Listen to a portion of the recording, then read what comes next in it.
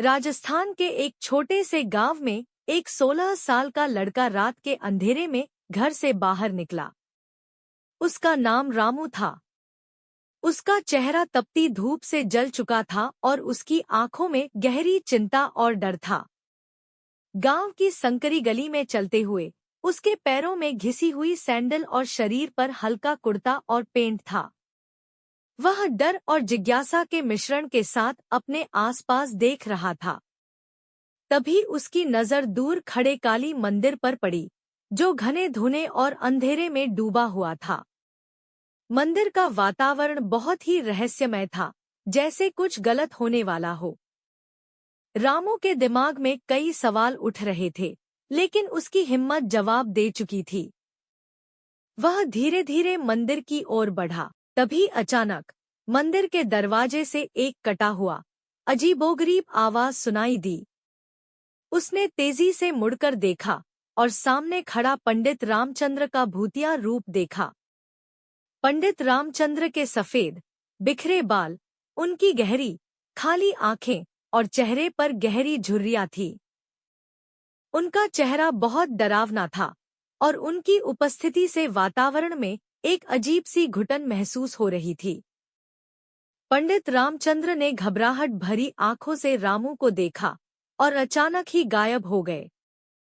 रामू को समझ में नहीं आया कि यह क्या हो रहा था, लेकिन उसने उसी दिशा में बढ़ते हुए मंदिर के भीतर प्रवेश किया। अंदर एक पुराना खंडहर जैसा दृश्य था। दीवारों पर धूल, मलबा और कुछ जगहों पर लताएं लिपटी हुई थी। मंदिर का अल्टर खाली था और उसके पास जलती हुई मोमबत्तियां रखी थी, जो केवल एक हल्की रोशनी दे रही थी। वहां के खंबे, जो कभी देवी देवताओं की मूर्तियां लिए हुए थे, अब गहरे समय और खराब मौसम से उबड़-खाबड़ हो चुके थे। वातावरण घना और रहस्यमय था और हर कदम पर रामू को लगता था कि कुछ न कुछ हो रहा है। वह मंदिर के तहखाने की सीढ़ियों तक पहुंचा। सीढ़ियां पुरानी, धूसरित और जर्जर थी। दरवाजा खोलते ही एक ठंडी और नम हवा का झोंका उसे चौंका देता है। नीचे की ओर जाने वाली सीढ़ियां और उन पर बिखरे हुए पुराने और टूटे सामान उसे डराते हैं। रामू का दिल तेजी से धड़कने लगा, लेकिन उसकी जिज्ञासा उसे रोकने नहीं देती। जैसे ही वह नीचे पहुंचा, वहां एक अजीब सी मूर्ति खड़ी थी। एक लकड़ी की मूर्ति जो देवी काली का रूप दर्शाती थी। उसकी आंखें खोखली और शरीर विकृत था। मूर्ति से एक गहरी, सड़ी हुई गंध आ रही थी, जैसे कि वह जिंदा हो और उसका रूप बदल चुका हो।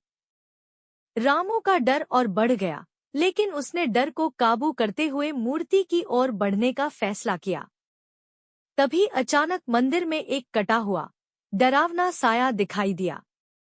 वह साया पंडित रामचंद्र का था, जो अब रामू के सामने खड़ा था।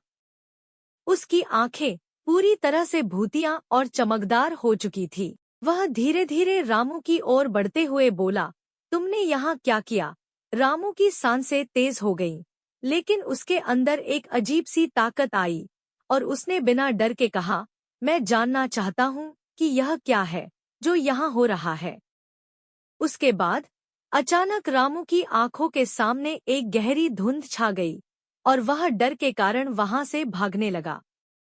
जब वह गांव के बाहर पहुंचा, तो उसकी नजर एक बुजुर्ग महिला, दादी, पर पड़ी, जो गांव की एक चुपचाप बैठी हुई थी। वह एक पुरानी साड़ी और ओढ़नी में बैठी, आराम से अपनी छड़ी पकड़े हुए रामू से कहानी सुना रही थी। दादी ने कहा, यह सब तुम्हारी किस्मत थी, बेटा। यह मंदिर और पंडित रामचंद्र का भूत सालों से यहाँ है। यह कोई सामान्य मंदिर नहीं था। वह काली के भक्त थे, जिन्होंने तंत्र मंत्र के जरिए आत्मा को बुलाया था और अब उनकी आत्मा यहाँ बसी हुई है। रामू की आंखों में सवाल थे और दादी की कहानी के बाद वह समझ गया कि जो कुछ भी हुआ था, वह असल में किसी भूतिया घटना का हिस्सा था। इस घटना ने उसे भीतर से बदल दिया और वह जीवन भर उस रात को कभी नहीं भुला सका।